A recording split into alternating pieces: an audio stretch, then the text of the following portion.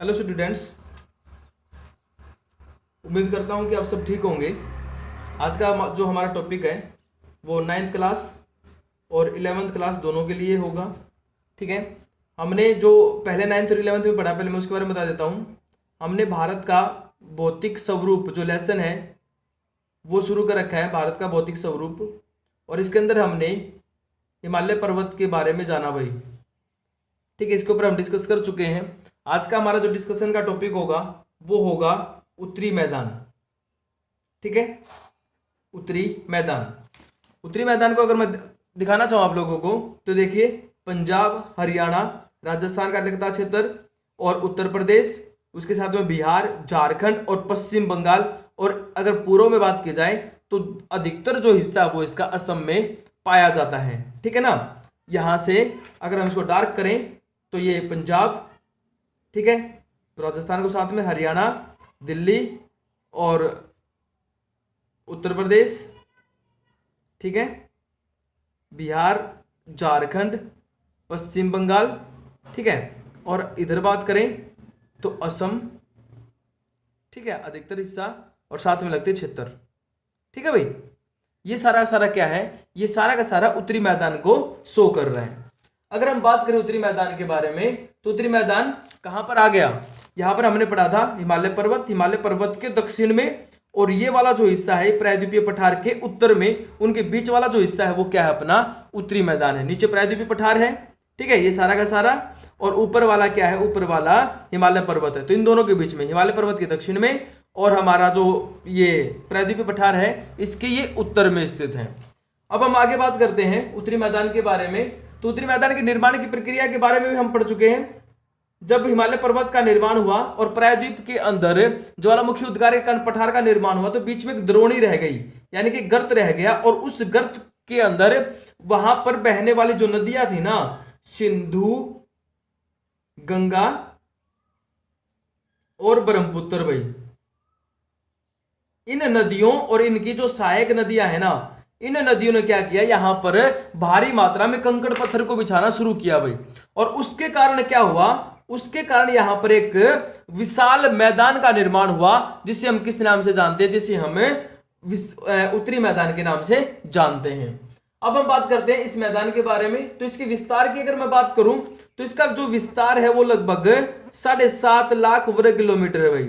ठीक है, 7.5 लाख वर्ग किलोमीटर के अंदर क्या है, उत्तरी मैदान फैला हुआ है। और अगर मैं इसकी लंबाई की बात करूं पूर्व से पश्चिम की तरफ, जो इसकी लंबाई है वो है 3200 किलोमीटर।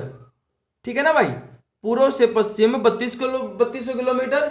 और जो चौड़ाई की बात की जाए तो चौड़ाई आती है 150 से लेकर के 300 किलोमीटर। ठीक है, पश्चिम में अधिक चौड़ा है और पूर्व की तरफ जाएंगे तो ये कम चौड़ा होता चला जाएगा। ठीक है, यहां से पश्चिम से लेकर के और पूर्व की हमने लंबाई देखी है, तो यहां से यहां इसकी लंबाई कितनी हो जाएगी, 3200 किलोमीटर। ठीक है, 3200 किलोमीटर। और इसका जो कंप्लीट जो क्षेत्रफल आता है वो कितना आएगा, 7.5 लाख वर्ग किलोमीटर, लगभग 7.5। किसी बुक के अंदर 7 लाख वर्ग किलोमीटर मिल जाएगा आप लोगों को, लेकिन किसी के अंदर 7.5 दे रखा है। ठीक है, तो ये कंप्लीट क्षेत्र, चौड़ाई कहीं पर अधिक है तो कहीं पर कम होती चली जाएगी। ठीक है, उस चौड़ाई की हम बात कर रहे हैं। अब हम बात करें तो देखो, हमने पढ़ा सिंधु, गंगा, ब्रह्मपुत्र, तो इसके आधार पर, इन नदियों के आधार पर इस मैदान को 3 हिस्सों में बांटा जाता है। यानी कि जो ये कंप्लीट क्षेत्र हमने बनाया ना, इसको हमने 3 हिस्सों में बांट दिया भाई। ठीक है, तो यहां पर कहता है कि जो ये यमुना नदी है ना, ये यमुना नदी क्या करती है, यमुना नदी से पश्चिम वाला जो हिस्सा है, यानी कि जिसके अंदर पंजाब का क्षेत्र, हरियाणा और दिल्ली का जो क्षेत्र आएगा, उसको हम क्या बोलेंगे, उसको हम बोलेंगे भाई पंजाब का मैदान या सिंधु का मैदान। पंजाब का मैदान या सिंधु के मैदान के नाम से इसको जाना जाता है। ठीक है भाई, और ये बीच में बच गया, ये बच गया गंगा का मैदान। ये गंगा और उसकी सहायक नदियों के द्वारा बनाया जाता है। इसके अंदर जो क्षेत्र आता है उसके में देखो हरियाणा भी शामिल है, हरियाणा इसमें भी आता है और इसमें भी, हरियाणा, दिल्ली, दोनों के दोनों। ठीक है, उसके बाद अपना उत्तर प्रदेश और बिहार, ठीक है, झारखंड। ठीक है भाई, और अगर हम बात करें इसके अंदर तो पश्चिम बंगाल को भी शामिल कर लीजिए। ठीक है, पश्चिम बंगाल के अंदर से गंगा नदी बह करके जाते। तो ये हो गया अपना गंगा का मैदान। अब यहां पर बात करते हैं ब्रह्मपुत्र के मैदान की। देखो ब्रह्मपुत्र का जो नदी है और उस सहायक नदी को द्वारा इसका निर्माण किया जाता है, और ब्रह्मपुत्र के मैदान के अंदर विशेषकर जो सबसे बड़ा क्षेत्र है वो है असम भाई। ठीक है, तो इसके अंदर असम वाले हिस्से को शामिल किया जाता है। तो हमने नदियों के आधार पर कितने हिस्सों में बांटा? 3 हिस्सों में बांटा। पंजाब का मैदान, गंगा का मैदान, ब्रह्मपुत्र का मैदान या फिर सिंधु का मैदान। ठीक है, तो ये थे अपने 3 भाई। इस मैदान की खासियत है कि ब्रह्मपुत्र नदी है ना, यहां पर एक बहुत बड़े नदीय द्वीप का निर्माण करती है, जो विश्व का सबसे बड़ा नदीय द्वीप है, जिसका नाम है माजुली द्वीप। ठीक है, ये प्रश्न बनता है, अपना याद कर लेना। माजुली द्वीप जो है किस नदी द्वारा बनाया गया? एक विश्व का सबसे बड़ा नदीय द्वीप है, तो वो ब्रह्मपुत्र नदी के द्वारा बनाया गया है। ठीक है, और हम देखो सिंधु नदी की बात, इसकी बात करें सिंधु के मैदान की, तो आजादी से पहले बहुत बड़ा क्षेत्र हुआ करता था सिंधु का मैदान वाला। ठीक है, लेकिन अब क्या है, अब ये कम हो गया। क्यों? क्योंकि अधिकतर हिस्सा जो इसका वो पाकिस्तान में चला गया है भाई। ठीक है, हमारे पास पंजाब, हरियाणा और दिल्ली, और इसमें साथ में राजस्थान। ठीक है, राजस्थान का मैदानी भाग जो है वो इसके अंदर शामिल किया जाता है। अब आगे बात करते हैं, यहां तक आप लोगों को समझ में आ गया होगा। आगे बात करते हैं भौतिक आकृतियों के आधार पर। भौतिक आकृतियों में कहता है कि कुछ भिन्नताएं पाई जाती हैं। भौतिक आकृतियों की भिन्नता के आधार पर इस मैदान को कितने हिस्सों में बांटा जाता है? तो इस मैदान को जो है 4 हिस्सों में बांटा जाता है। भौतिक आकृति यानी कि उनकी आकृति जो बनती है उसके आधार पर इस मैदान को कितने हिस्सों में बांटा जाता है? 4 हिस्सों में बांटा जाता है। और उसमें नंबर 1 है भाबर। ठीक है, नंबर 2 यहां पर आएगा तराई, नंबर 3 है बांगर। ठीक है, कहीं पर आप लोगों को भांगर लिखा भी मिल सकता है, भांगर। ठीक है, नंबर 4 आएगा अपना खादर भाई। ठीक, अब हम इनके बारे में जानते हैं। तो सबसे पहले शुरू करते हैं भाबर को शुरू करते हैं। भाबर को शुरू करने से पहले ना भाई मैं आप लोगों को एक बार हिमालय पर्वत की जो सबसे आखिरी जो श्रेणी थी उसकी याद दिलाना चाहता हूं। उसमें हमने क्या पढ़ा था? देखो उसमें हमने पढ़ा था शिवालिक। ठीक है, सबसे दक्षिणतम श्रेणी यही थी। उत्तरी मैदान के बिल्कुल उत्तर में शिवालिक पर्वत श्रेणी है। अब शिवालिक पर्वत श्रेणी का यहां पर क्या है, इसको हम क्यों पढ़ रहे हैं? देखो शिवालिक पर्वत श्रेणी जब यहां से जो नदियां हैं और वो जब नीचे उतरती है ना, तो उनका ढाल क्या हो जाता है? उनका ढाल मंद हो जाता है। अगर ऊंचे क्षेत्रों से जब नदियां नीचे की तरफ आती है ना और ढाल जब मंद होने लगता है, तो उनकी स्पीड जो होती है वो क्या हो जाएगी? स्पीड भी कम हो जाती है। और जब स्पीड कम हो जाती है तो अपने साथ जो चट्टानों को काट करके लाई है ना, उनको वहीं पर बिछाना यानी कि छोड़ना शुरू कर देती है। निक्षेपण का कार्य करना शुरू कर देती है, जिनको हम क्या बोलेंगे? निक्षेपण का कार्य ही बोलेंगे भाई।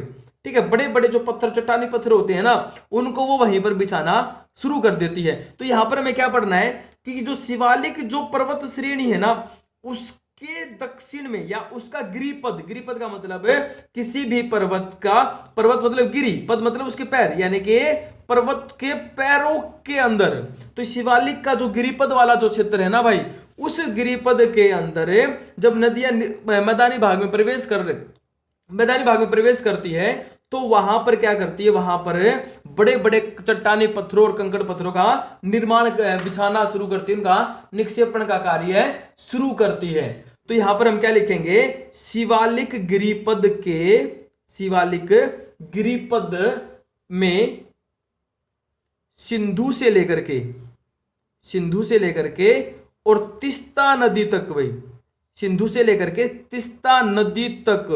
ठीक है, यानी कि पंजाब से लेकर के और पश्चिम बंगाल तक, पंजाब से लेकर के और पश्चिम बंगाल तक ये कहता है एक फैला हुआ जो बड़ा क्षेत्र है, जो 8 से 16 किलोमीटर एक चौड़ी पट्टी का निर्माण करता है। एक पट्टी बन जाती है, 8 से 16 किलोमीटर एक चौड़ी पट्टी का जो निर्माण करता है, उसको हम क्या बोलेंगे? उसको हम भाबर बोलते हैं। समझ में आ गया होगा? यहां पर जो है कंकड़ पत्थरों की अधिकता पाई जाती है। बड़े बड़े जो कंकड़ पत्थर हैं, जो नदियों के द्वारा बहा करके जो लाए गए होते हैं, वो कंकड़ पत्थर यहां पर बिछा दिए जाते हैं। जब नदी इन शिवालिक पर्वत श्रेणी से नीचे उतरती है, तो नीचे उतरने के बाद यहां पर कंकड़ पत्थरों का जमाव करना शुरू कर देती है। और एक इनकी सबसे बड़ी खासियत पता है क्या आप लोगों को?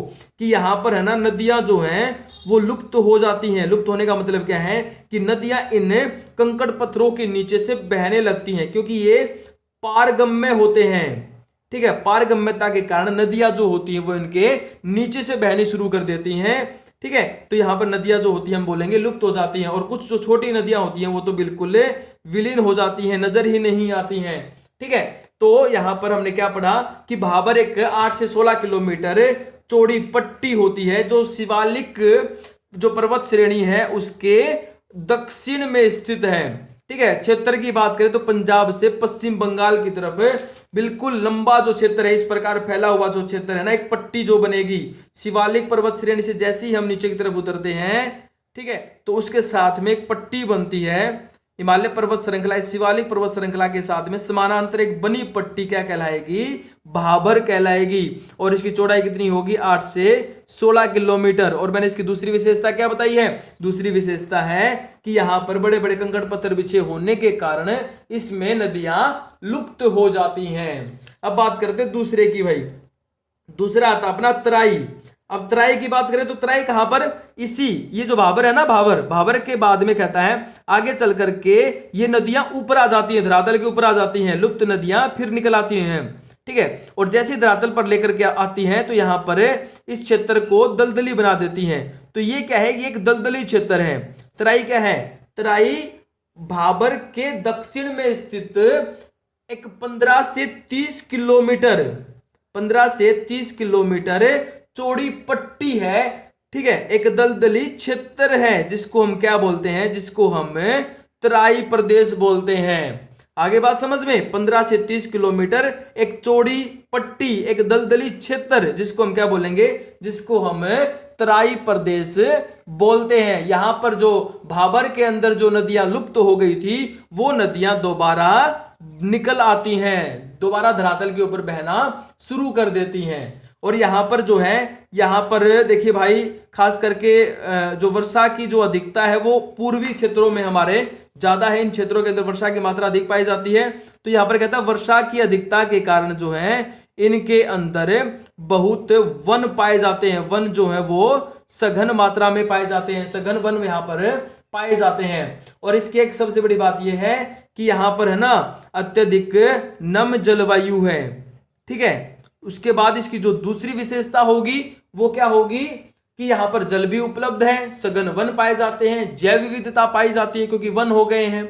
और इसके बारे में एक चीज और है कि जब पाकिस्तान से जो शरणार्थी आए थे उन शरणार्थियों को बसाने के लिए, उनको खेत की जमीन देने के लिए और उनके आवास बसाने के लिए यहां पर क्या किया गया था, इन वनों को साफ किया गया था। और वनों को साफ करके क्या किया गया, इनको यहां पर अब किस में तब्दील हो गए, ये कृषि उत्पादक जमीन है। ठीक है, यहां पर बड़े क्षेत्र पर खेती की जाती है।